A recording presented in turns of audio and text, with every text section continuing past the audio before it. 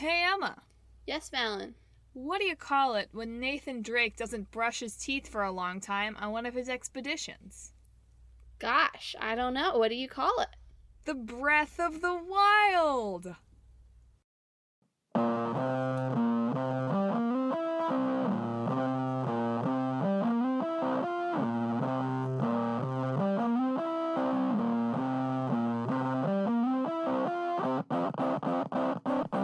Hello! And welcome to another episode of Talk This.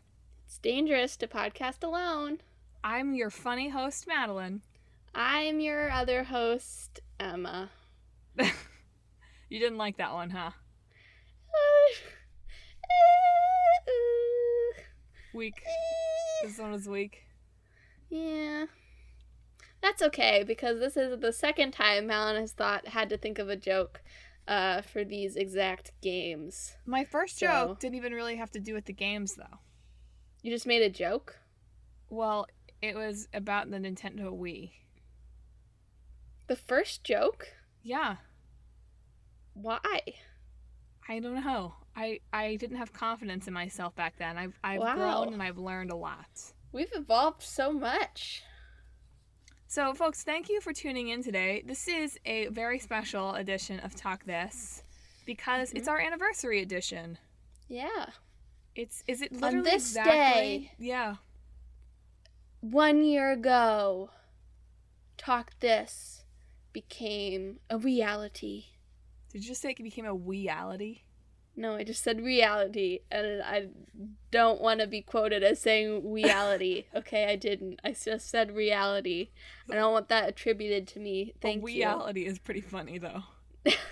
No, it's not. Get it? Oh, no, Madelyn, explain it. That makes it funnier. This is so harsh. For the 1 year anniversary, we're not actually going to talk about games. We're just going to roast Madelyn. Honestly, it wouldn't be much of an anniversary, because then it wouldn't be special, because we do that every week. Zing, zing, zing. So you may remember, loyal listeners, way back last year, we had picked games for this episode, but we decided in the meantime, after realizing that it was literally going to be the 1 year anniversary of the first episode, because we released it a day early by mistake, right? No, on purpose. Yeah, on purpose. Good one. That we should maybe revisit where it all began. The games that kicked off Talk This. And for those of you who haven't been around that long, for those of you that have been around that long, kudos. Yeah. Thanks for sticking it out with us. I can't believe it's been a year. Maybe we'll talk about that at the end of the episode. Reflections on a year of Talk This. We're going to be talking about those very first two games, which are Uncharted. Originally, we had talked about specifically Uncharted 4. Yeah. And also The Legend of Zelda. So, Emma, I didn't talk to you about this. It was originally, The Legend of Zelda was our old game, and Uncharted was our new game. Yeah. But I don't think that makes sense this time. It's the anniversary edition, so we're sort of cheating this time, because the first Uncharted doesn't fall into our old games, so it's not like we can swap it. Yes, it does. It came out in 2007, which means it is officially we are in the 11th year since its release. Oh, there you go. So Uncharted But 1. I think that we'll probably just be talking about the series as a whole. The series is that how you say multiple series? Series is already plural, so I think it would you just say be a series. The two series. Whatever. And the series we're is talking about both of the full collections of games. Sagas. Adventures. Sure. But it makes a difference because we talk about the old game first and the new game second. Okay. That's the structure of the podcast, Emma. I see. Okay. Have you been listening? I have been listening. So my vote is to start with Uncharted because technically it's poetic, right? A year later, our new game has become old and our old game has become new. That's true. Although the most recent Uncharted came out it came out like 6 months ago. That's after old. The Legend of Zelda. So much has happened since then. Uh-huh. So, Uncharted. Yeah. So, Emma, when we originally talked about Uncharted, I think that you had really, at least relative to now, you had just finished playing Uncharted 4. Yeah, I think that's right. Have your feelings about this game changed or evolved over the past year?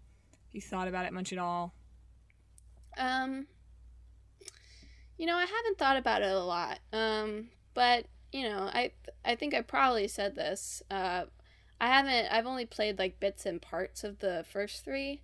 But even having like just sort of been aware of its existence and like having played a little bit of it, like Uncharted 4 was like a great send off for Nathan Drake, at least, even though it ended up not being exactly the final period on the series, which was instead their sort of mini game.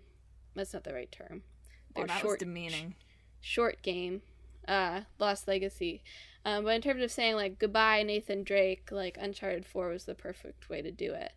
And like I think especially like comparing like the writing of the first Uncharted to the fourth Uncharted, you can kind of see just how Naughty Dog has shifted and changed as a studio. Because they have the same sort of technique of like the cinematic experience, but just their storytelling has become a lot more sort of mature, I guess. I mean, you'd think it would have to be over 10 years if there was no change. Mm-hmm. They'd really have to grow. Apparently there's some talk of them selling it to somebody else. I mean, I guess why not? It doesn't have to do with them anymore, and somebody else can make money off of it, I guess. Well, one of the guys, I think the creative director on the last game, has since moved to Square Enix. Mm-hmm. I don't know, there are just rumors. There are all sorts of rumors around Uncharted. It's such a huge game, and people are always trying to figure out what's going to happen next. But the movie seems to be a go. Yeah. Although, I mean, I haven't checked up on it. The last news I heard, was that Tom Holland was going to play Nathan Drake, and it's going to be a prequel. That's what I heard. Sort of not the prequel of him at the orphanage, though. The prequel of him with Sully. Yeah. In the third game. Yeah. Which I think is wise. I think that just we talked about this, I'm sure, in the original episode, or we talked about it at some point, certainly, on the podcast.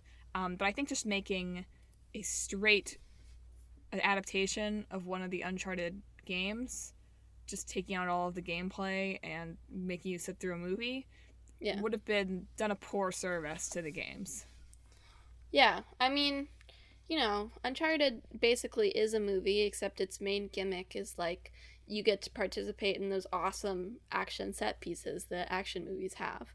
So all you're doing is making it a movie is sort of like taken out the charm of that, of being like, yes, I'm the one climbing this train, even though it's probably like you can't really die. Like it's probably coded that way so that it feels exhilarating, because there's nothing that would like take the momentum out of like him actually dying during that intense portion. But yeah, like all that is like I'm curious because they're making a Tomb Raider movie based on the 2013 game, which is very similar to Uncharted in sort of feel. And they're making just like they're doing like a shot for shot thing, right? And they've got Alicia Vikander, so she's a good actress, but I'll be curious to see like which one of them does better, of like Uncharted trying to do like its own storyline sort of based on a tiny part of Uncharted 3, and then making the shot for shot of Tomb Raider. The shot for shot will be cool, but I think it's kind of stupid. I feel the same way, and this is probably controversial, I feel the same way about the Beauty and the Beast remake they made not this year, last year now, I guess. Like, it's cool that you can make a sort of shot for shot almost remake of an animation in live action, but why though? Yeah, like all Disney's we're getting so off topic here, but all of Disney's live action stuff up to then had at least like, it's all stupid and kind of money grabbing in my opinion, but at least they had tried to do something different with it, or like update it a little bit. Like they had Maleficent, which is basically Sleeping Beauty retold just through a different point of view. And then Cinderella, they added like some interactions with the prince and stuff. Whether that was good, but at least they were trying to do something different than just like remaking the movie in live action. Which also I think kind of has the effect of saying like, this is better than animation, which is like, no, I'm not 100% sure that's true. Or like, you know, Beauty and the Beast is a great movie. We didn't need to see it in live action. It's sort of, I don't know, you know? I will say that if someone wants to make a live action Miyazaki film, I'm all over that. I want a live action Totoro. I don't want to see a live action Miyazaki film. Live action Totoro? Are you kidding me? I don't want to see a live action Totoro. How about a Nathan Drake and Totoro crossover? There you go. That's fine. I'm trying to pull it back here. But anyway, no matter what happens with Uncharted, I'm pretty sure that at least for the next 5 years or so, you know, maybe they'll come back to it eventually, but I think Naughty Dog is done with it for now, with Lost Legacy. Well, they're apparently pretty busy with The Last of Us 2. Well, yeah. You wouldn't guess it. Apparently there's been some talk, though, of Uncharted 5, you know, I mean, this is way away, but like being a launch title for PS5. Like that would be a point that it would make sense for them to bring it back. I guess maybe, and you know they are owned by Sony, so if Sony really, although Sony's kind of a hands-off owner as far as I'm aware, they kind of, at least using Kojima's new game as an example, they sort of just like give them money and apparently let them do whatever they want. So can I find those kind of producers? I want those producers for like my work. But if they really wanted Naughty Dog to make another Uncharted, they could make another Uncharted. But I feel like it would make more sense for whatever their next franchise is going to be, would be a PS5 launch title. Symbolize the new era. Because I bet, or, you know, for Naughty Dog also, like, The Last of Us was, like, one of the last games on the PS3. So it's also, I bet The Last of Us 2 is going to be one of the last games on the PS4. Does that make sense, though? Now that they know it's going to be huge, that they would make it one of the last PS4 games? I mean, I don't know, but from what they've released 2 trailers, they've both been entirely cinematic. It makes you feel like they're probably not very far along at this point. But see, that makes me wonder about, like, this is again a completely different game that we're talking about here, but that makes me wonder about, because how far can we possibly be from PlayStation 5? Like 2 years? I don't know. They did their half-step consoles, which I think probably extended the generation a little bit. But yeah, I don't know. Like 3 years. I bet they start talking about it sometime this year. Yeah. But that's as far as I'm willing to, like, say, this is what I'm predicting. I bet they start talking about the next generation this year. Fair enough. A conservative prediction from Emma on the future of the PlayStation. Yeah. And the Xbox. I'm sure they'll do it around the same time. Although the Xbox is failing, so... Failing Xbox. Because we have all these Japanese imports, right? Driving out the homegrown Xbox.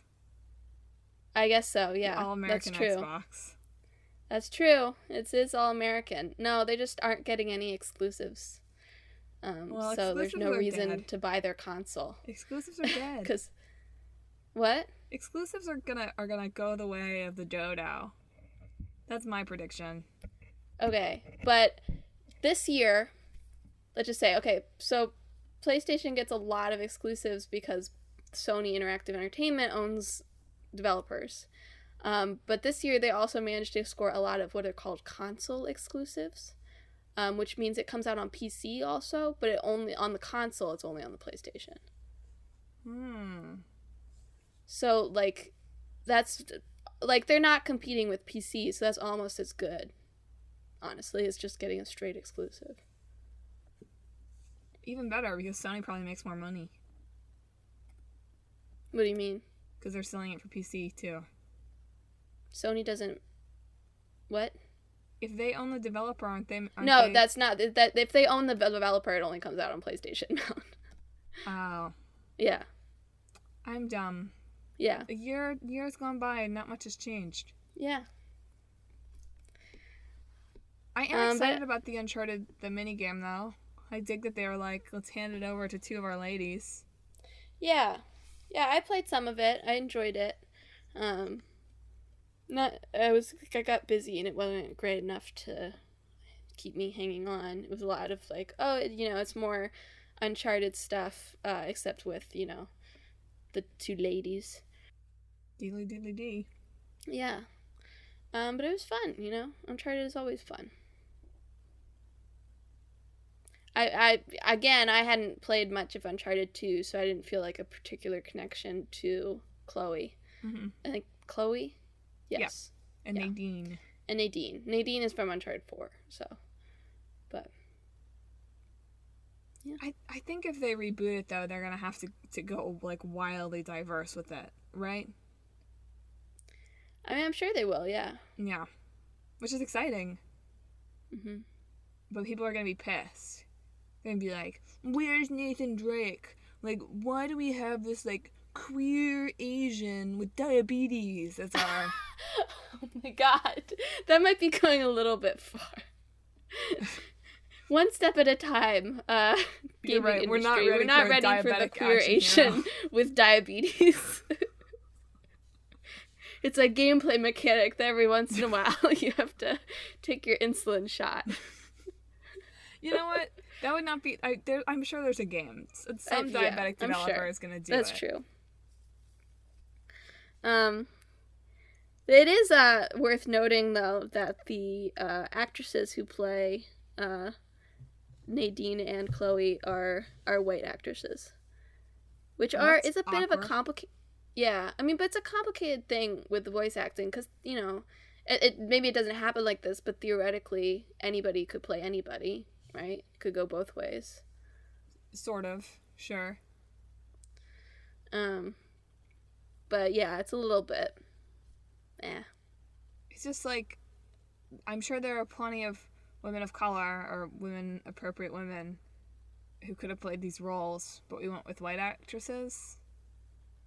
That's my problem. If you really have some role that is so specific that you couldn't find anyone, but I just don't think that's ever true today. Anyway, we've been talking about Uncharted for quite some time, so let's move to the Uncharted. I'm trying to make some kind of like open world Uncharted joke, but it's just not coming. So let's just move to The Legend of Zelda. Okay. So The Legend of Zelda was reborn this year with Breath of the Wild, which, if you haven't heard of it, what? I never gave a synopsis. Welcome of back Uncharted, to society, I guess. What? I never gave a synopsis of Uncharted. It's fine. Go read the show notes. We actually have show notes for these shows. Yeah, you know what Uncharted is. With this one, it's like, even if you don't really play games, you probably heard of them. You know? Yeah, I know. I'm just saying that... and like, as I was saying, if you haven't heard of Breath of the Wild, I guess you've been in a coma for a while. So, good morning. Yeah. Take this. Only they don't do that. I guess I do still have the old man. Oh, I hadn't put the old man and, like, the old man together. I'm sorry. Could you explain that to the listener? That weird little side thought you just had out loud? So, roasted again. So the side thought I had out loud had to do with The Legend of Zelda Breath of the Wild, which was one of the launch titles on Nintendo's new console, the Nintendo Switch. Mm-hmm. Now, if you haven't heard of the Nintendo Switch, it's so funny. Good morning. Yeah, welcome. I guess you're Link, because you've it's literally the fastest selling up. console of all time.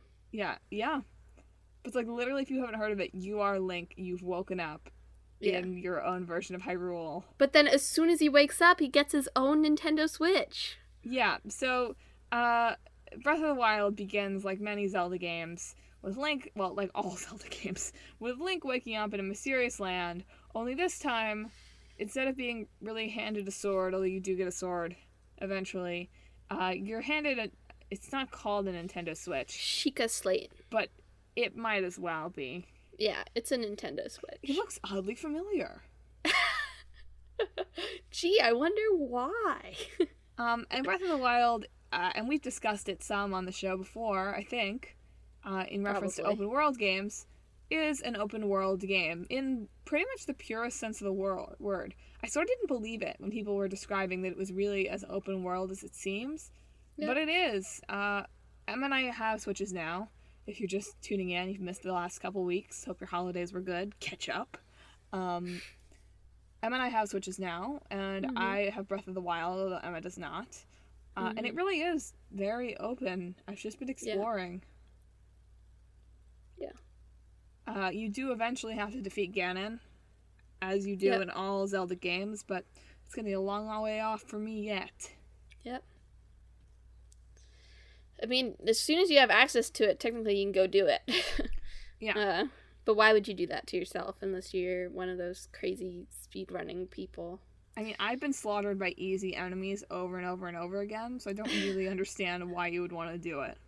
I didn't watch it, but I saw some video the other day of, like, somebody defeating Calamity Ganon in their underwear with 3 hearts. Because when Link wakes up, he's not wearing any clothes. He's wearing his boxers. Yeah. And you have to, like, open up chests to get his first, like, shirt and pants. So somebody just went in their boxers with 3 hearts. Took down Calamity Ganon somehow. Meanwhile, I almost froze to death climbing a mountain. And the old man was waiting at the top. He was like, "Oh, kind of cold, aren't you? Here, have this. It's actually warm." I was like... Didn't he say he would give you his warm thing if you made him something? Oh, maybe. But he found like a recipe, and he was like, "Oh, I'll give him my warm this if I made this for me." I think he did, but I climbed to the top of the mountain anyway because I was stubborn. You're stupid. Well, I didn't. I just ate a lot of mushrooms, and it kept me warm. She's also been trying to play Link as much as possible as a ... kind of guy. He doesn't talk. He's not supposed to talk. That's the game that we've created over the past 20-some, maybe 30-some. I don't even remember when it came out anymore.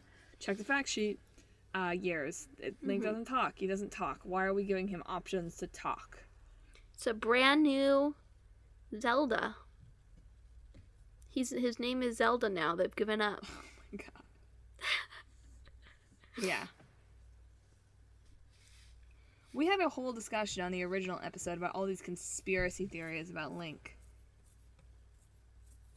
What, you made some up? I vaguely remember. Yeah, we were talking about, like, okay, so is every Link the same Link, or are they different Links each time?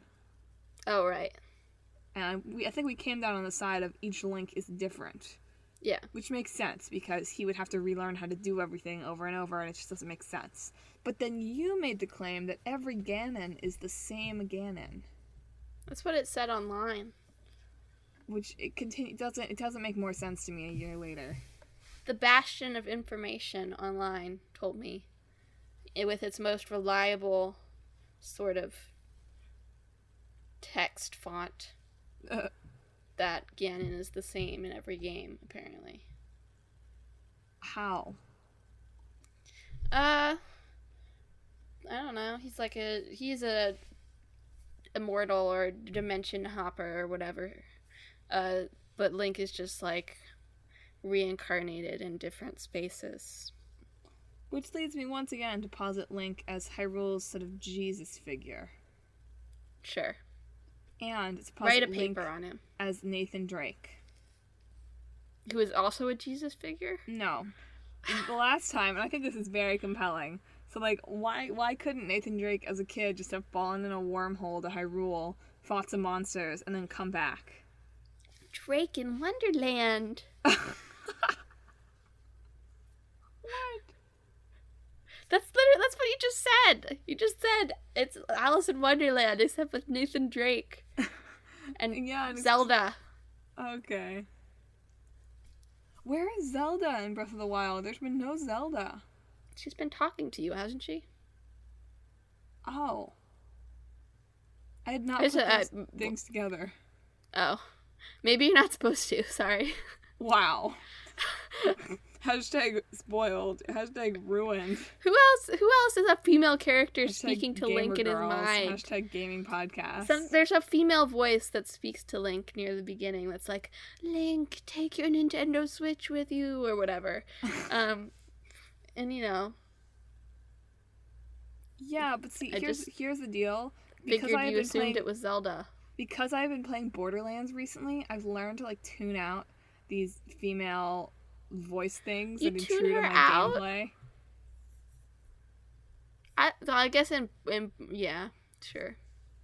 She really hasn't talked to me again.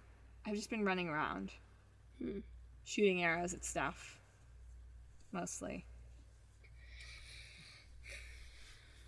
The meme you posted the other day of like, your Boko Club is badly damaged really hit a little too close to home though. I was like, dang, this is my whole gameplay experience right here.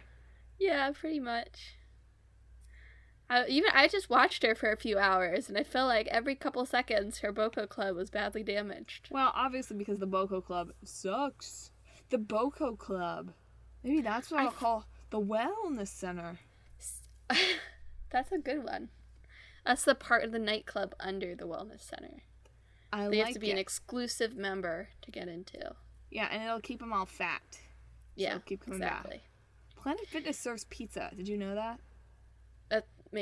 That's a good strategy, I guess. I don't know. At the Wellness Center, we'll serve sea salt ice cream. We'll serve chickens. Salty Zelda, and yet sweet. Chicken Zelda style. I don't know. We'll have a whole cooking mama section. Cup noodles, yeah. Cup noodles. The Wellness Center was conceived in the very first episode, although not under that name. Yeah, it was like the super happy fun time sparkle gym. I don't know if it was even really called that. Something to that effect. I've been re-listening to the first episode, everyone, who I don't just have like a photographic, I guess more of a phonographic. Audiographic? Memory. But yeah, we were talking about sort of VR versions of these games, and I was saying, if you did an Uncharted VR, you'd have to have a whole kind of course for it, and thus, the idea was born. Yeah, there you go. The origins. We haven't been talking very much about the Wellness Center in recent episodes. I know, you need to bring it back. It is. New year, new you. Bring it back around. You gotta join the Wellness Center, get in shape. It's our video game-inspired fitness experience. Mm-hmm. Maybe I'll compile all the different times we've talked about the Wellness Center and put it in one video. There you go. The whole programming guide. But I was gonna say that the how quickly your weapons break don't really make much sense to me. Like watching it, like okay, maybe the club, but like your sword breaks real fast. I feel like that's not how swords work.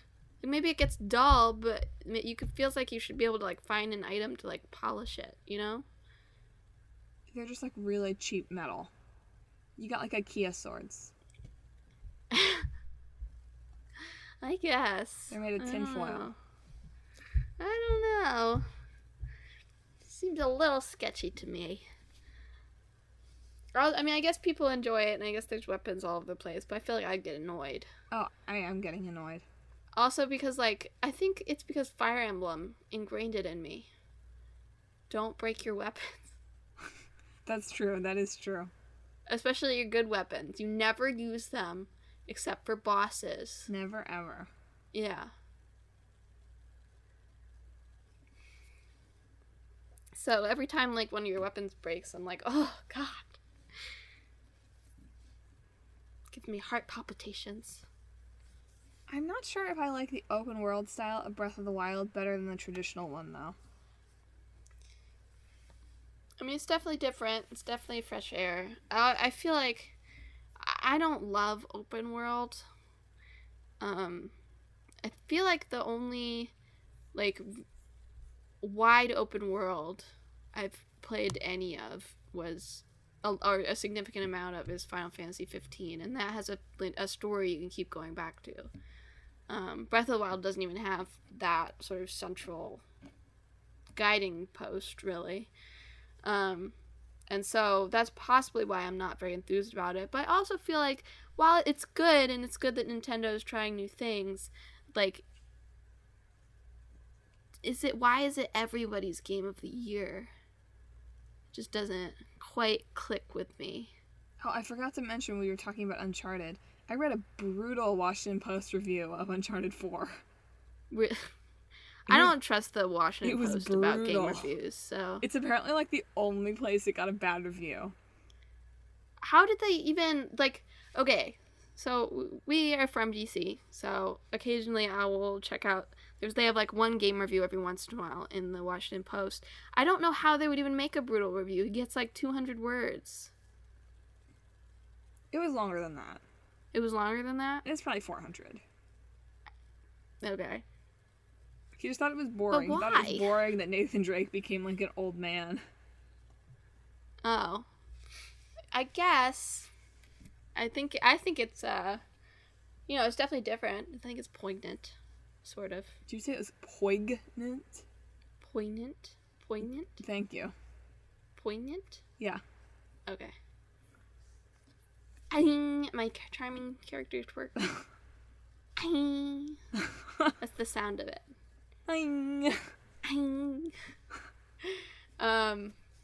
Yeah, but anyway, I don't know. It's just, like, so universally game of the year, and I don't fully understand. Like, I would understand it getting some, but, like, it's everybody's. Okay, so here are my thoughts on that. 1, it was a Switch launch title, and everyone likes the Switch. So they're rewarding the game because really what they're rewarding is we like the Nintendo Switch. Mm-hmm. I think that's part of it. 2, again, we've talked about this about open world games before, but open world is very trendy, right? Mm-hmm. We have all these games that sort of claim to be open world, and yeah, they are to some extent. But Legend of Zelda, I think, is one of the first games that really just lays it all on the line for real open world. There's no story you have to go back to. There's nothing you have to do really in any order, except apparently talk to the old man at the beginning. And that's satisfying for people who have been buying these other open world games and being disappointed that they still are getting kind of siphoned into a story, despite the fact that maybe that's not what they want. Mm-hmm. Legend of Zelda Breath of the Wild also probably allows for some really great think pieces. Also maybe some really great fan fiction. Oh, true. Link and his fish boyfriend, I think, is pretty popular. What? You haven't met him yet. What? Don't spoil it for yourself. People are really into Link and his romance with his fish boyfriend. What the heck? Listeners, it's not Link and Zelda anymore. Link and his fish boyfriend, Zelda whose name I don't know. I've just seen, like, little articles about it. But no, I think on some level, like I read a really great, because this is more of like what have we been playing this week, but I've been getting back to playing Stardew Valley because that's where I'm at in my life. I crave the structure of tending to my farm. And I read a really interesting essay on it in which the guy kind of compared it to his own life and the struggles he had with making friends and feeling like he was successful. Anyway, it was an interesting piece. Maybe I'll post it this week. And I think that in the same way that piece created sort of more of a meta-narrative around what was going on in Stardew Valley, I think that there's a lot of potential for meta-narrative, or not even, because there's not even really a narrative. It's really creating just a narrative in Breath of the Wild. And so it gets to be the game and the story that is most satisfying to you. Yeah. Right? If you yeah. I mean, I think that's sort of the point of open world games, and why people like them, is that it's more about their story of experiencing it, rather than anything that's happening in the game. And there's value to that, I think. I don't know.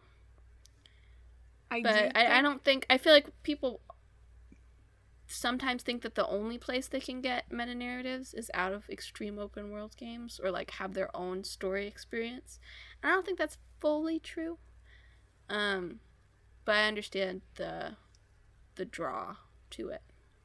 I do think we're sort of triangulating a little bit. That's probably not the right word, but I'll explain. It's like the Triforce, so it's appropriate. I think that I was originally thinking about it as a 2-part spectrum, but I think that there's a third. So I think that over time, video games, much like our political system, are going to just polarize more and more and more. This is a little tongue-in-cheek, but not entirely, so hear me out. I think that we're going to have some games, like Breath of the Wild, that go extreme into, like, open world. Open world is, like, one corner of our trendy video game triangle. The TTT. Video games just don't start with a T. You're just going to let it go. You're just going to let it go. Point it out in the description for the episode. The TVGT. We talk about titiotames. It still wouldn't be right. It would still be the TTTT. That was really dumb. Anyway, back to my serious discussion. So in one corner we have open world, right? Games that are very open world. Legend of Zelda being like pretty much the corner of that. It's about as open world as you can get. Then in our other corner we have choice-based visual novel. Right? That's becoming very trendy too. Yeah. Having to have some kind of dumb choice-based element to your game. And so, like, way far in that corner, we have, like, Telltale games. Haha, I had to mention Telltale games, right? It's like an homage to the early episodes. Or we have... Oh my god, I can't even remember the name of the game. What's the name of the game where you're the girl? And Life is Strange. No. Oxenfree. Oxenfree. Same thing, though. You have those games. And then at the top of your triangle, because of course it has to be there, you have first-person shooters.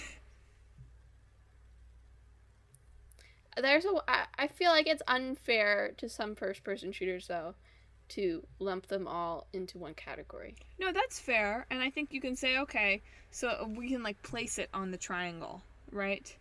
We can say, okay, it's a first-person shooter, but it's got some elements of open world, it's got some elements of choice-based, so it's right here in the triangle. I'm willing to admit that there's probably a couple more points, and it's more of like a star. Like, for example, third-person shooters. Where do you put them? Well, those are going to disappear. They are. Who cares? I want Call of Duty. Or just third-person. I don't think that's going to disappear. It's not trendy. Platformers. Yeah, okay, fine, we'll have Nintendo in a corner. Cuphead is a platformer. Extreme hard. I guess it's a shoot and run or something. I don't know. We'll have extreme difficulty. Now it's a square. Okay.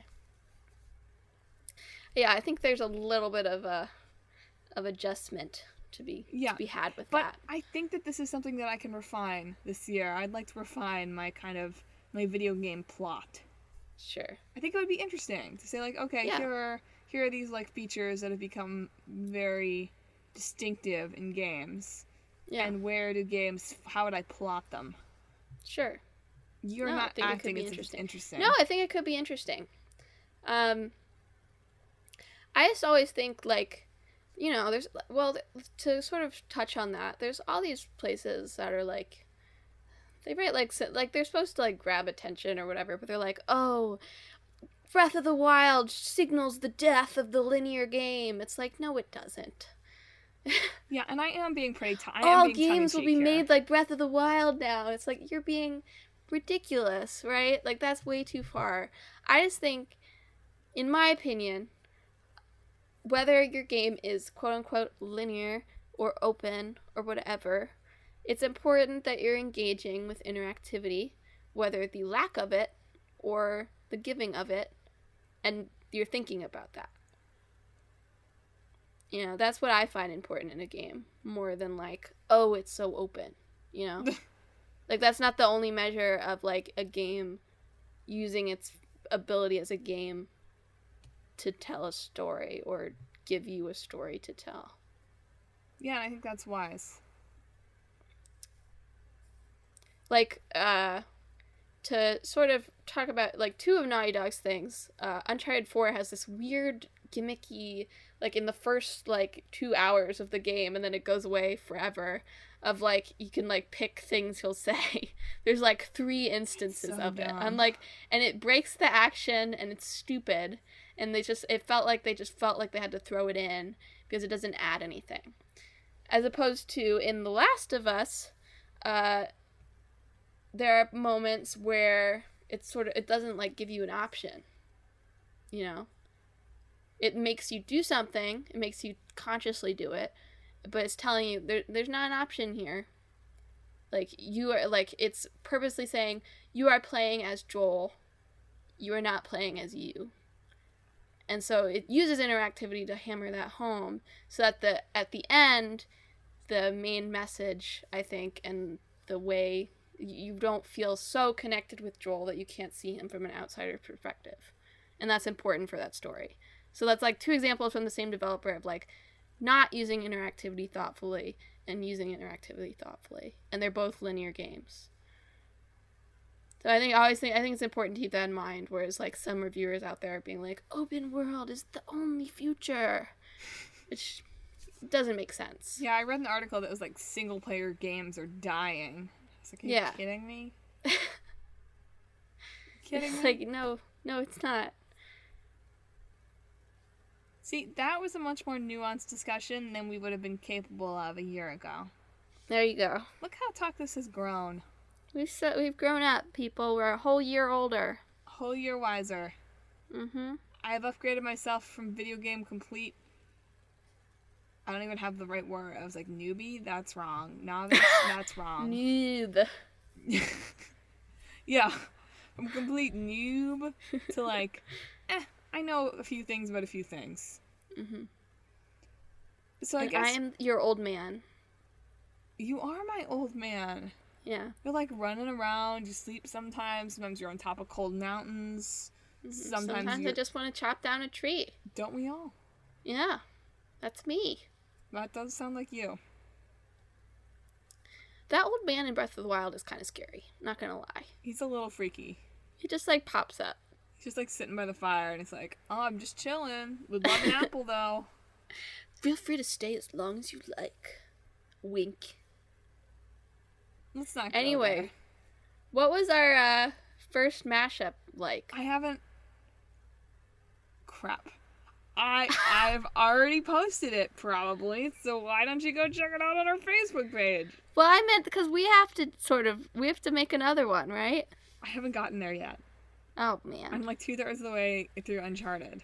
They were like Link and Drake had like a bromance and like went on adventures I already had this together theory or of like something. Link and Drake's games being very similar. Well, not anymore. Yeah, well, I don't think that's true. I think that Breath of the Wild brings it in some ways closer. I guess he does a lot of climbing mountains with impossible holds. I think gameplay-wise, minus it not being like a shooter, the gameplay has started to come together. But you're right that Nathan Drake's story is very linear, and of course, The Legend of Zelda: Breath of the Wild is not. Mm-hmm. How about we make it where Nathan Drake is Link's fish boyfriend? What? I don't know anything about the fish boyfriend, but it just seemed, I don't know. Oh man, no. It seemed like a good idea. Yeah, no. I don't know. I mean, we could pull the idea from the Zelda, because, as I mentioned in the first episode, and I'll mention it here again, there is a Legend of Zelda first-person shooter. Oh, yeah. So we could sort of pull the elements of... Okay, how about this? Okay, you do yours, I'll do mine. Link and Zelda have settled down together, living the normal life. Oh, I see where this is going. But okay. Link keeps feeling restless, feeling the call to adventure, even though he keeps telling himself he doesn't feel it. He's happy here. He's fine. And then Does he play, his like, fish Donkey boyfriend Kong? turns up as like, hey man, I got this one last adventure for you. I don't trust anybody else to do it. and then he lies to his wife Zelda, and goes on one last adventure, to finally grow into a mature adult who still does not speak to anyone. That's a great idea, except that the Legend of Zelda series will never die. So we can't. Well, maybe it's like an alternate, like a Logan type thing. Sure, but it'll never die. It doesn't fall into the main timeline. It's sort of like an alternate version of events. Yeah, but then doesn't it sort of lose that punch? Right? Isn't the real punch like, oh, Link is retiring? But then Baby Link can do it. Yeah. Baby Link and his dog. Yeah. Baby Zink. Baby yeah. Lelda. Yeah. Good name ideas, Emma. Those are great. That's what I'm going to name my future dog children. Zink and Lelda. I love it. Okay, here's my pitch. It's a little like yours, except it's better. Wow. That was rude. So, Link, as usual, is teleported into a strange world. Only this time, the world isn't so strange to those of us playing the game. It's Earth! Thank you. So you have to play The Legend of Zelda in the real world, which means that, like, the tools that Link learns aren't, like the weird hook thing or, like, Rock's feather or any of that. It's, like, a gun. Computers. They gave Mario a gun this year, so they can give Link a gun. They've already given Link a gun. Isn't that like a crossbow? Yeah, it was. There you I'm just saying, like, a gritty Zelda. A real world gritty Zelda. Wow. What a great idea.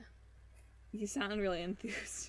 I'm really enthused. This is my really enthused voice. Well, probably the ones we came up with the first time were better. If there's one thing we haven't gotten better at over the year, it's coming up with good mashups. Yeah, I'm pretty sure we've gotten way worse at this. Yeah, I really thought we had some good ones at the beginning. Yeah. The one for, what did we do? Nier Automata and Grim Fandango? That one, we should make that into a game. That was no memory. A stellar one. That's like one of the ones I remember. If you don't know what I'm talking about, go back and listen to that. It's one of our earlier episodes. Ooh, good plug. I'm pretty sure it was Nier Automata and Grim Fandango. Definitely Grim Fandango. So go find that episode. Listen it up. Because we used to be good at making crossovers, we promise. I blame the games. I don't blame us. We've been getting weirder and weirder games. We have not. We've been getting perfectly fine games. We just squander their potential. Hush. Well, this is as good a time as any to plug our social media. Yeah.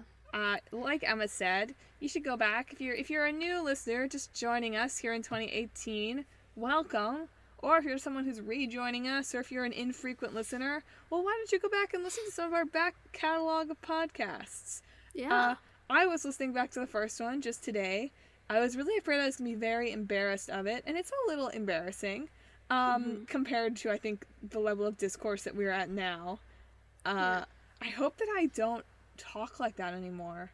I really pushed a lot at the beginning. I was like, "Hi, I'm Madelyn." Go back. You sound better than me, though. I have still yet to, like... hopefully I'm doing better this episode, because I'm making an effort of, like, not... Well, I keep saying like, for one thing, but not speaking not in my chest, if that makes sense. Or not speaking at an appropriate volume. Wow, was that a dig at me?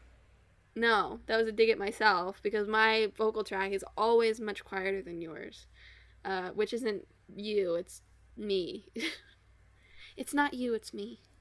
Well, here we are reflecting on our year podcasting. So you should catch up with the results of that year. Just 50 plus episodes now, but some of them are short. Even if you don't have time, you got time for a 10-minute side quest back from the early days. Mm-hmm. You can listen to those at www.talkthispodcast.com Mm-hmm. backslash While or you're forward there, slash check out our episodes. blogs. Huh? I can't remember if it's backslash or forward slash how internet addresses work, but / episodes. And while you're there, check out our blog. We've got our awesome long-running series called Clickbait Boyfriend. There was a new one posted just either a day or 2 days ago. which Madelyn writes about her boyfriend playing Kingdom Hearts. I just posted a blog. I'm playing Persona 3 Portable. I did 10 thoughts in 10 hours. I'm now 30 hours in. Oof. It's fine. But check that out. And you can also find all of our social media, Facebook, Twitter, Instagram, at Talk This Podcast. I'm planning to make my first video in my new YouTube series this weekend. It's at Talk This Sisters. What is this series called? It'll have a name by the time it's posted, probably. Blank this. Yep. So look out for that. Ideally next Wednesday. Yeah. We're on Apple Podcasts. We're on Stitcher. We're not Google on Play. SoundCloud. We're on Google Play. Tune in. And we're on Spotify. And Spotify. So you can listen to us wherever podcasts are peddled for free. Mm-hmm. What else? Make sure you share us with your friends if you enjoy our episodes. More support is always, always, always appreciated. And if you got the time, leave us a rating, or if you got even more time, leave us a review on iTunes. That also, on Apple Podcasts. That really helps us out. I'll be starting up Read This Again very shortly, now that I'm sort of back into a schedule. And also, we're starting a new social media series for Flashback Fridays, where I'll be posting little clips from previous episodes, like ancient previous episodes, so you can get a little taste of what you've been missing and then go download the whole thing, because we're really funny sometimes. For a couple minutes of each episode, we're very funny. Always. I literally, in the first episode, literally described the Wii U, as if it were the Nintendo Switch, and I was like, what a dumb idea. That's gonna be part of what's posted. Yeah. There's one more thing I was going to say. It is not coming to me. Next week. Yeah. Next week will be another side quest. We'll be talking about our last 2 weeks of gaming. Lots of stuff to talk about. And then after that, we've already picked the games from the hat. So we'll be doing our long-awaited Disney Skate Adventure and PlayerUnknown's Battlegrounds episode. It's gonna be great. The mashup for that one is gonna be a return to form. It's gonna be a stellar mashup. If it's not stellar, we're sorry. We're failing you, clearly. And if you've got suggestions, especially now that a whole new year is opened up in terms of old games, for games you want to see put in the hat, let us know.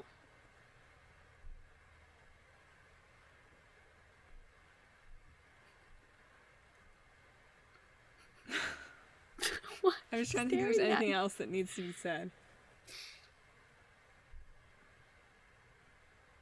Thank you all for all your support in this first year of Talk This.